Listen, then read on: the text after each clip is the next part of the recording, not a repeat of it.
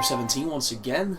This is my blind playthrough of the Crown of the Ivory King, which is the final part of DLC for Dark Souls 2. Yesterday was a really tough day, as you'll no doubt hear later. I was pissed off, it was very warm in my room, and there are parts of this DLC that really frustrated me, and hopefully today's going to be a better day.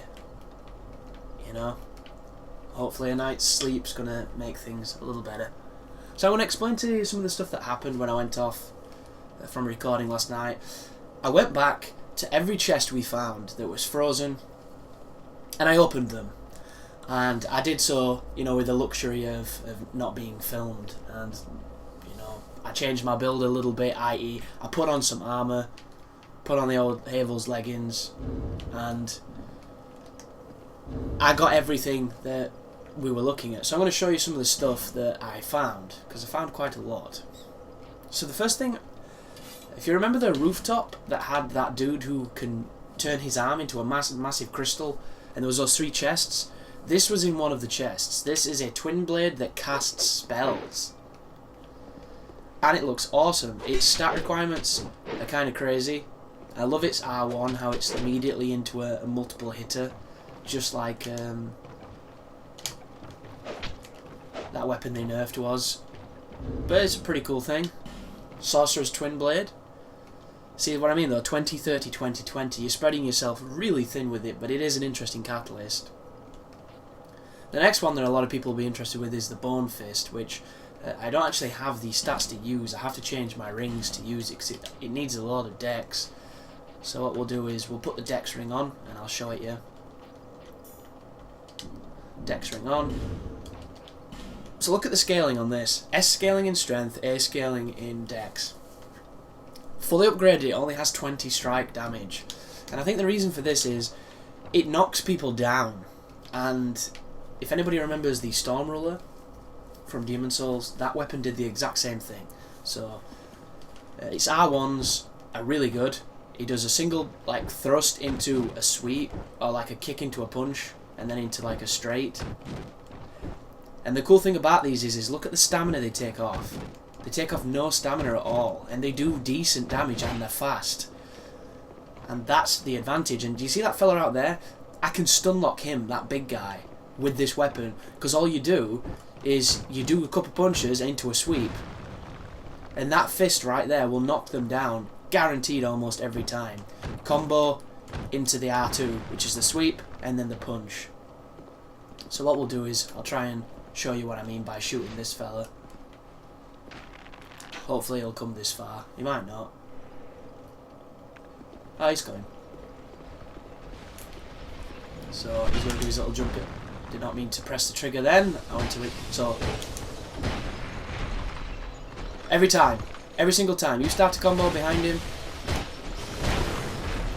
it'll knock him down. That punch is too powerful. It is a guaranteed knockdown. And you can combo into it. It is insanely powerful. And I don't know how I'm going to get 2 of them, because it was in a weird place. You can remember that doorway where I was in the, it was a snowy path and it led to that stone door, and there was those torches that need to be lit. I lit the torches. In there was a shit ton of those women that are suddenly all lethal now that the storm's ended, and there was 2 flexile sentries I killed, and then this was just sitting there. Its roll attack is an uppercut. Its running attack is hilarious. Love everything about it. It's two-handed. It's just power stance, kind of like more powerful versions of what you've seen. This one is really big. The R2s, really big. And then there's the roll attack, which is this awesome-looking uppercut. Not quite as good as the Shoryuken that the Dragon Fist had, but you get the idea. Jump attacks, I just failed to do. Yeah, I'm just not even going to bother. Suffice to say, I want to get 2 of them, because I reckon power stance, they're going to do something special, because they're pretty cool. So that is a really awesome little thing. What else did I find? I found this. The curved Nil Greatsword. AC scaling 2826. It's apparently a ominous blade and a forbidden weapon by the Ivory King. And if you look at it, you should be getting... Do you see how it gives me a passive buff? I'm not entirely sure how this buff works, but if you read it, it says, it's said that the farther its wielder travels, the deadlier the blade becomes. It gives me a massive Demon Souls feeling, because there's a sword in Demon Souls that looks very much like this. I forgot the name of it. But it's kind of like your Marakumo moveset with some interesting swings. I do like the one-handed, the two-handed. There's a spin. And the running attack I think is... Well, if I can do the running attack. No, I can't do the running attack. Come on, you fucking idiot. There we go. So, straight up Marakumo territory. Like, I see this being really good because everything is horizontal. You know, none of it is that nonsense diagonal bullshit that misses. This is all phantom range friendly, very powerful, you know, functional moves. The roll's going to be the same. Interesting, no hit detection on that. Yeah, so this could be a really good weapon. And the biggest problem with most of it is it all upgrades with Twinkling Titanite, and I don't know how to get Twinkling Titanite without using ascetics, and I'm running dry on them. You've seen the Retainer Swords, and before anybody says just farm the Abyss, I've got to the point where the Abyss doesn't give me them. That is a boss weapon. I made it out of the soul of the tiger we killed. It's called the... What the hell's it called? Ivory Straight Sword. Sword of Fabian, Knight of Ilian Lois. This blade crafted with ivory ore, native to the land, harnessed souls to slash at foes. Sir Fabian led the loyal knights of Ilian Lois straight into the depths of chaos to exterminate the terrible things that dwelled there. But not one of the selfless knights returned. I know, I have to fight them. But if you look at it, it looks like a piece of shit. That's not a straight sword. That's a dagger. But the thing with it is it's got an R2 that you know is going to be really good, but I can't use it. So you can't see it, and it's special watch. So I reckon that's going to have a massive energy blade like the boss has. It's just I don't have the requirements to the 40 dex to use it, which is kind of annoying. But oh, and I found this too. Look at this. Now this is a goddamn great bow.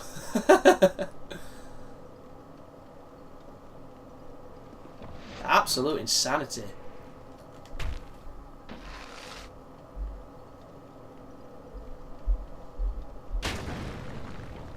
Pretty good.